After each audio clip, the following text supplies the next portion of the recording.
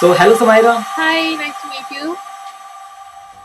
Yeah, Samaira who got into University of British Columbia of class of 2027. So, Samaira, who are you? Hi, so I'm Samaira. I'm a 17-year-old teenager. I'm from Ambala, which is a small town in the north of India.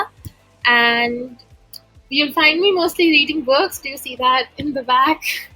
That's like one third of my home library. I have a lot of books I've been reading my entire life. So books are like my best friends. Yeah, and other than that, I like to do a lot of community service, which played a key role in my college applications also. And yes, right now I'm just getting ready for moving to Canada. So, your like room, like explain the whole story. So, I have a first question like, how did you manage to learn six languages like Spanish, French, and Mandarin? Like इतनी languages तो like जो international translators होते हैं उनको भी नहीं आती. So, how did you manage to do that? You're impressed. Some might call me a nerd for that. But Hindi, English, Punjabi were my native languages, so I learned them from birth. Then French is something that my mom was actually really keen on me learning because of the whole. Actually, in the north of India, a lot of people can speak French because they're going to Canada or to France. So she wanted me to learn it. I had no plans, but I started in January of 2022. So it's been a year and a half now. And I have a B2 level proficiency, which is advanced intermediate. Yeah, and I'm starting for C1 now. Other than that, Spanish and Korean, I mostly self study myself, so through free online resources. And Mandarin is something that I've picked up recently only because Mandarin media and everything really interested me, so I wanted to learn it. I'm in no way fluent in all of them, but I can hold a conversation, yeah. Okay, so like there is any specific reason to like learn? Like, did you love to learn new languages or like it's And true? I found it really exciting to learn new languages. Also, I have a lot of friends abroad, so a bunch of them speak Mandarin. Arabic is also something that I want to take up in the future. So, learning to communicate with them. Also, I like to consume foreign media a lot. So, I wanted to understand them because something like with poetry, I like poetry a lot. So, you can't really understand the actual sense of what the poet wants to convey until or unless you speak their language, so lots of stuff gets lost in translation. So I wanted to expand my horizons a bit, and it helped that I had a lot of free time in COVID. Yeah. So amazing, amazing, and I want to know everything about your whole story. So like every student have the point, then they are deciding. Okay, that's the starting point when my story started. So in which grade or year you find that okay, my real stories begins now? In which year? I think up till 10th, I was only focused on academics because that's the typical Indian mindset, you have to just get top grades. And I was doing pretty well, but then COVID hit. And I think that's where everything changed for me because I was like, there's no way I'm just going to study all day at home. I have so much free time, I need to utilize it in a good way. So that's where I started to learn more about internships, abroad applications, building my profile for these universities, scholarships, because I decided if I have to go abroad, I need scholarships. So building my profile in that manner, and yeah, I think COVID is something that defines my journey really well. Okay, interesting, interesting. And what about Zeal? I think you are the founder of Yes. Zeal. So explain the like yeah whole story. Like what is the Zeal? What are you doing in Zeal? And you Okay, yeah. so Zeal is my own non-profit for everybody who doesn't know. I founded it with a very good friend of mine. I met him during another internship at another youth organization. We were heading the outreach department together, and we were doing something for that organization while on a late night call. It was like 2 a.m., and we decided, you know what, let's just do something of our own. And over the next 3 4 days, we had it all set up, but it took us a month to really get our team assembled and recruit people. So we mainly focus on recruiting high schoolers or undergraduate children. To people who don't have a lot of internship experience, they can get that from us because we give them certificates and LOIs and all that. And the people who don't have experience usually also don't get a lot of opportunities. It's a vicious cycle. So we give them opportunities because we know they have talent nonetheless. So that's something we do. At Zeal, we focus on holistic and personality development. So we focus on a wide variety of issues: Gen Z taboos, mental health, academia. etc. What we do is we conduct events for the more privileged crowd. So let's say we hold a financial literacy workshop for a good private school in Mumbai. We'll call in speakers, we'll pay them, etc. We'll charge entry for the students, and the funds that we raise through those events, we'll put them to a cause. So let's say we'll fund the education of a small orphanage in a small town because we can fund all the kids there. So that's how we function. Yeah. So how many team members are you Right like? now, How many we're team near members? 30, but we're still in the beginning phase, so we're expanding a lot. We're still recruiting, we're getting in volunteers. We have chapters across India and then some abroad as well. So we have chapters in Pune, Bangalore, Delhi, Mumbai, Chandigarh, which I lead myself, Jaipur, and yeah, that's the Indian chapters. And then we have one in Texas in the US, and we're in talks for more countries. Okay, amazing. And what about like your future goals and future major? So at UBC, I plan to pursue a major in PPE, which is philosophy, politics, and economics, with a minor in data science. So I just finalized all of that. I made my timetables. I just took the courses just last week. Yeah, it's a pretty hectic thing because I have basically no space left to breathe in my timetable because of the major that I'm doing. But yeah, I'm excited because it's an interdisciplinary major, so I don't have to focus on just one thing. I can explore my interests and find out what I like, which was my aim with this.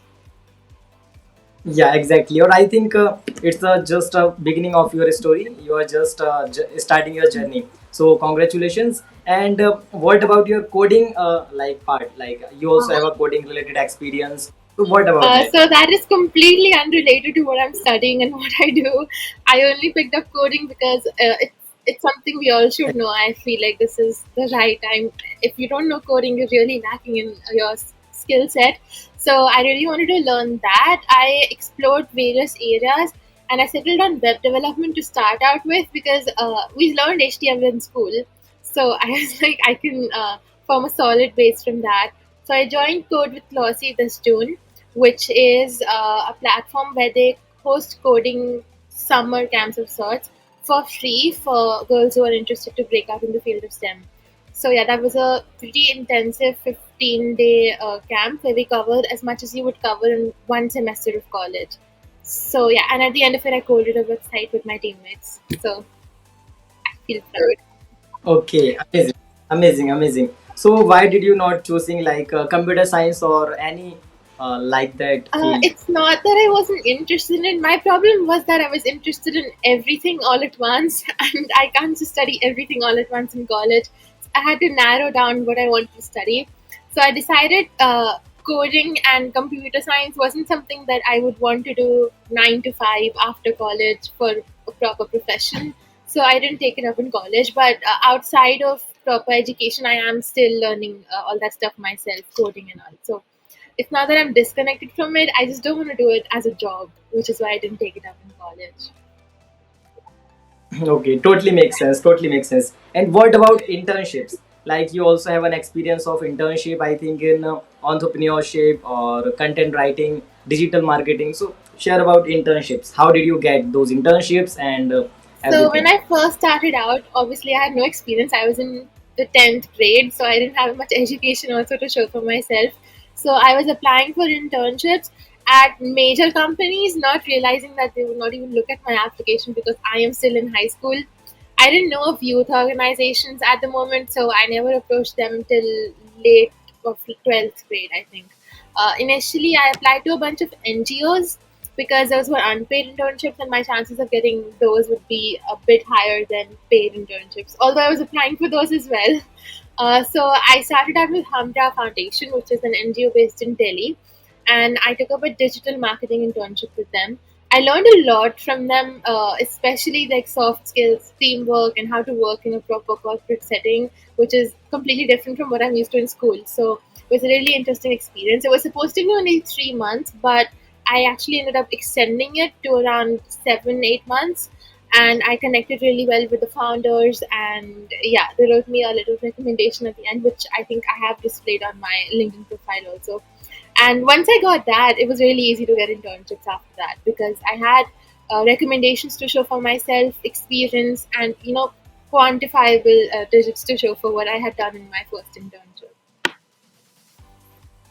So any tips for students like how to get internship? Many students have a same question like how to get internship in high school. So any tips? It is LinkedIn or any stuff? Honestly, LinkedIn didn't help me much in the beginning when I had no experience, because they have a lot of prerequisites. You need to have a bachelor's degree, you need to have this skill set or etc. It's really hard. So I tried to intern Shala. They have a lot of options, a lot of NGOs are there. However, now that I know of it, there are 1,000 youth organizations that you can apply to. They're run by kids our own age, so teenagers in high school usually, and they're actively looking for teenagers in high school also who can join their team, like Zeal. So if you want to join Zeal, you can always do that.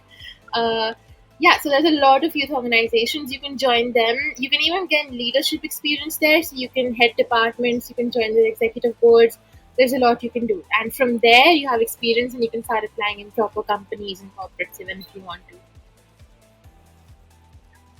Okay, so I think you already shared about your volunteer activities, like you volunteer in Bhumi project, Antigone, because mental health matters, like that. So what about that? Like whole, you can say there is story or whole experience of this volunteering work. So on my LinkedIn profile, I haven't actually mentioned like all of my volunteering experience, because I mainly volunteered offline, so like helping out at orphanages and stuff like that.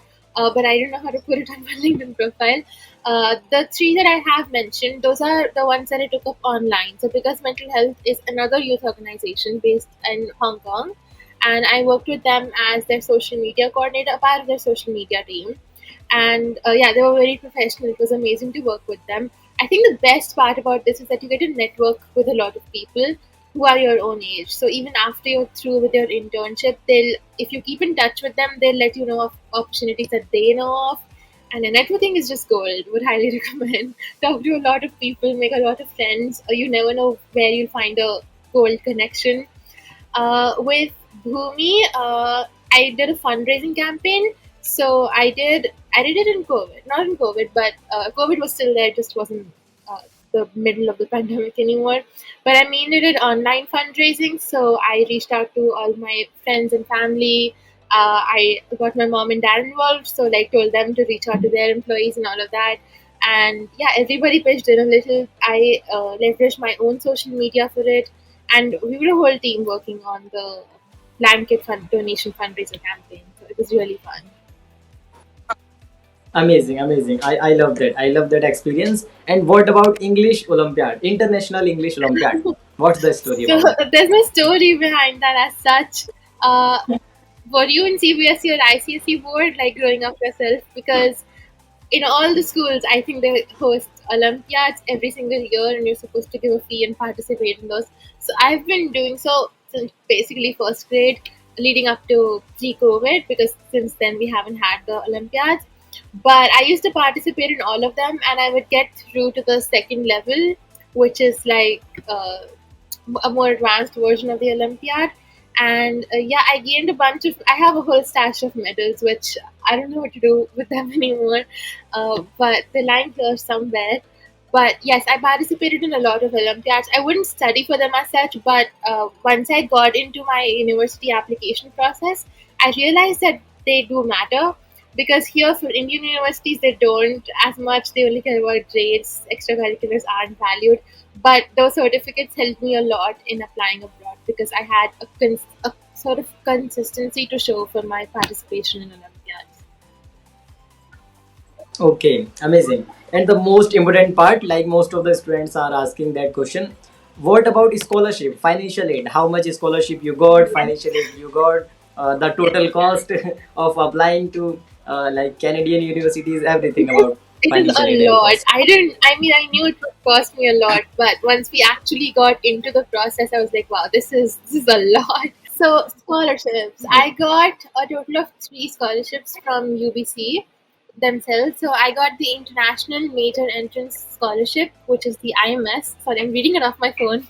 The Outstanding International Student Award, and then a smaller version again of the Outstanding International Student Award later on, which totals up to 103,000 Canadian dollars.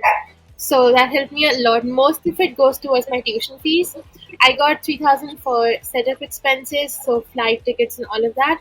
And yeah, the rest of the 100,000 are for my tuition itself. Yeah, after that also I have a lot of expenses lined up. Even tuition, my first year tuition is 100% covered, and then the second, third, and fourth year is 50% covered. So I have a good $20,000 for second, third, and fourth years to still get, and then my residency I'm going to be staying on campus in the dorms, so that is not covered in my scholarships. That also I have to pay for. But yeah, UBC was very generous in giving me a scholarship, especially the IMS. And I went to a couple of their seminars, and they said that as you're a continuing undergraduate student, you can get more grants, bursaries, and scholarships if you get a minimum grade. So I'm expecting maybe in the future I'll get something. Okay, so end of the day, like according to you, what is the average amount you have to pay, for first year? Average amount. Um, Including residency and like other expenses and stuff. Every, yeah, yeah, everything, So everything. Yeah, according first to year you. is usually more expensive than the others because you're trying to get yourself settled. There's visa costs, there's flight expenses, and all of that. I think after my scholarship, I have to pay 15, 16 lakhs INR for the first year. But without that, it's a lot because my tuition fees was 43,000 Canadian dollars, which got covered in my scholarship. So without that, yeah, it does total up to a lot. And I'm also on the Okanagan campus. So Okanagan is, I think, relatively cheaper to live in than Vancouver. Yeah, so that helped also. Okay, amazing, amazing. I think the cost is understandable. So yeah, what about like your SAT preparation? I think you didn't take SAT. Am I right? SAT Yeah, preparation. so I did not give the SAT. I didn't want to apply to the US mainly, that's why. And I don't think so. Canadian universities asked for the SAT. I applied to Canada, only UBC in Canada, and the UK and Singapore. So my plan was to go to the UK, but then I got into the University of Manchester and King's College London there as well. But I got a hefty scholarship from here, so it just made sense for me to go to UBC, and it's a great university nonetheless. And I also applied to NUS in Singapore, but I'm still waiting to hear back from them. Maybe I'll. Yeah, absolutely. Yeah, I think it's the best decision because UBC is great university, yeah, great campus, and I know some student who got into last year. So the life is amazing in UBC. So yeah, what about your AP classes? Any AP classes you take? No, so I was from the CBSE board, and I my school wasn't very involved in extracurriculars even or stuff like that. So mainly whatever I did was outside of school and by myself. So I did not take any AP classes, and honestly, I didn't know of all the stuff that I need to do for applying abroad up till the end of 11th. So everything that I did before then was just for the fun of it, and then after 11th I started focusing more on, okay, this is what college is like to see. But then I didn't really have that much time to focus on AP classes, SAT, because boards were also there. And yeah, so I didn't have a lot of time, but if I had known, I would have definitely taken AP classes, the SAT, and all of that. Okay, totally makes sense. And there are many students who are thinking that okay, my school is CBS, my school is not offering any extracurriculars, so that's the main reason I am not applying to US universities, Canadian universities. But you proved that school doesn't matter. It's all about you. You have to create opportunities. Yeah, yeah. And what about your IELTS preparation? How did you prepare for IELTS? Any paid course? Anything? So IELTS. Okay, Yeah. so I didn't prepare for IELTS. I got that test booklet that they give you once you register for IELTS. So it has a couple of sample test papers in it. I did that the week leading up to the exam itself, and that was about it. Honestly, I think IELTS is really overhyped. If you are good at spoken English and you're comfortable in communicating, it's rather easy to get the band that you need to get. I got an 8, and I got, actually I don't remember my component wise score, but I got a band 9 in listening and 8.5 in reading. And not so good in the other two, but a 7 in writing and then 7.5 in speaking. So I got more than what I needed, and that was sufficient. And I think you don't really need to go to coaching classes and stuff. I see all of my friends spending months preparing for IELTS and going to coaching classes. It's good because it's very important for visa and for application. So you should put in the effort to know what you're getting into. But it doesn't require extensive preparation. If you just do test papers and can communicate in English, I think that's more than enough to get the desired bands. Yeah, amazing, amazing. Thank you for sharing your whole, you can say the tips for eyes or everything. And Samaira, what about your family background? Like family, like your brothers, sisters, and they are also preparing for Canadian or top universities, or like I what am an about them? only child, so I don't have a brother or sister. My mom and dad Okay, never totally. had any plans to go abroad in their youth or even now. They want to stay here with their own. My dad wants to stay with his own mom and dad and all of that. So I live in a joint family. So they're both working. My mom is a principal at a government school, semi-government school, and my dad works in a bank. He works at ICICI Bank. Yeah. Okay, amazing, amazing. And like according to you, most of the students have they give credit to their parents to get into top universities. So it's same for you. Like your parents are the motivation or inspiration, or you can say that they helped a lot to get into UBS, Oh, UBC. yeah, they So definitely helped because I didn't know, like I said, I didn't have a lot of information. So I had to rely on them to find people who could tell me, and then going to places and all. Their support is obviously indispensable. I needed their support for everything. And also, I'm somebody who beats herself up a lot if I don't get like the top grades or if I don't excel. I can also them letting me know it's okay to not always be in the top 1%. It's fine. So yeah, their support was always very well appreciated, and I couldn't have done everything without them. Yes.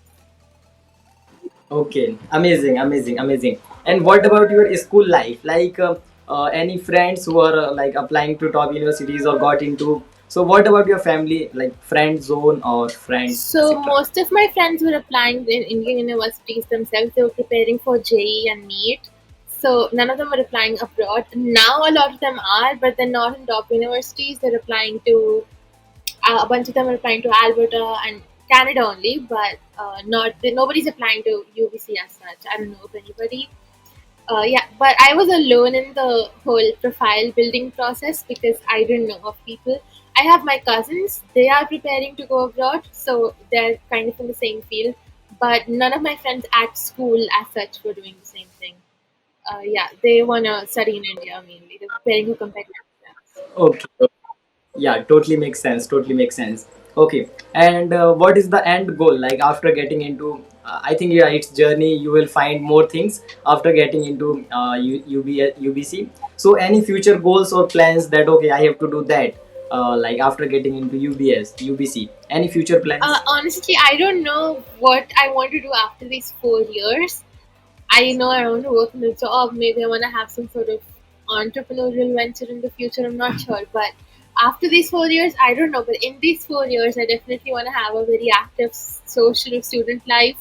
I want to enjoy my time there because throughout high school, it was very hectic.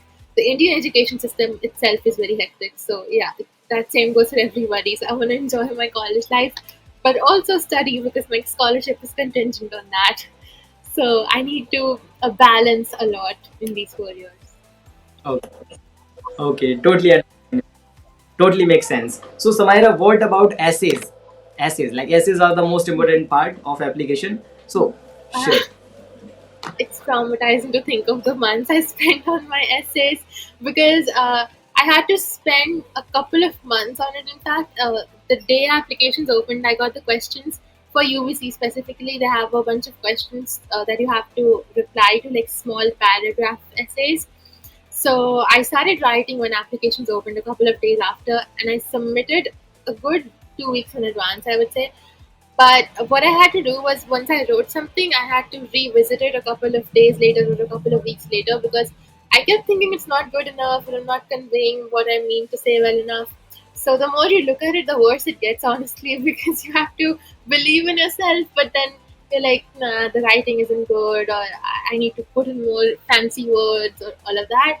But something I realized was the colleges are not looking for like fancy words. They know you have access to the dictionary. They know you can Google stuff up and Google more fancy words. They want to know who you are. So, what you really want to show them is that you'll be a good fit for their student body. You'll be able to participate in classes. You'll be able to make the most of their university life because there's a lot of applications that they get and they want to narrow it down so everybody has top grades because you're not going to apply to a top college if you don't have top grades. That's the basic criteria. But then to get to the top grades and then have something else that makes you stand out, that's what's important. So you need to have a defining personality trait that makes them go, oh, okay, this is this my student and I want to teach them. Yeah, and that's why I'm always saying that essays are not essays, essays are stories. Yes, So just try to like show your unique, yeah, unique story, and try to be like creative, unique, and honest. Okay, because many students are just trying to fake something else, like they didn't do anything in their high school, but they are saying that okay, I'm a captain of my football team, but there is no football team in the school. So that, yeah, these are the funny stuff. But according to me, these are stories. So just be honest, and I think most of the things you covered. Or any tips for students, like how to, any tips for college application? well, I would say don't spend like all four few years trying to do what you think the admissions committee would like to see in you. Try to grow yourself as a person. Like you're gonna do sports for these 4 years and end up hating all the 4 years of high school that you spend, and then in university you'll drop it. So that's no fun. If you genuinely like to do sports, join the badminton team, join the basketball team, and then take that on in the rest of your life. Don't just do something for the sake of getting into a college because you'll end up regretting it. Like you wanna understand who you are. These are very key developmental years of your life as a human being. So you wanna understand who you are as a person instead of just getting on the conveyor belt and being like, so everybody's doing this, I want to do this also.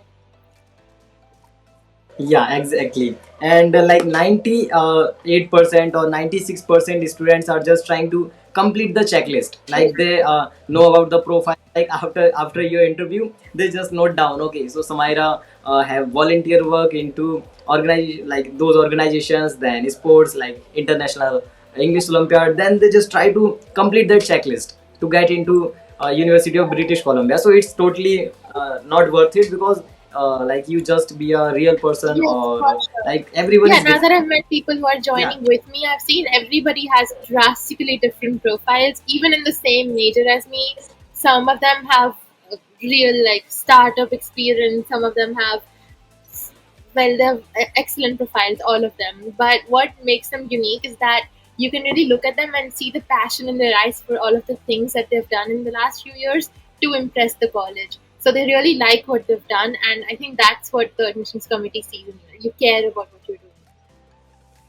Yeah, so Yeah, exactly, exactly. And there are lots of things to share in essays. Like I know many students, they are just trying to put everything related to their extracurriculars. Like yesterday, I'm just editing one essay. So that student, like I know him personally. He is helping like his family business. I think there was a small business, but he didn't like mentioned anything about that. He just mentioned that okay, I like participated in that Olympiads or like that.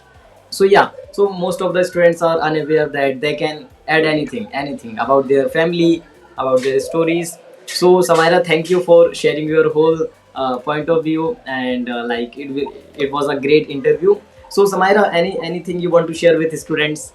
well, I think I mainly covered everything in the interview. But yeah, one final tip Exactly. would be actually instead of just listing down everything like you said, try to talk about what you learned from these experiences because that leaves a more emotional impact on who's reading your essay and it helps you understand better as a person. Especially, I didn't have any interview at UBC, so my essays were everything. That's how they. Okay.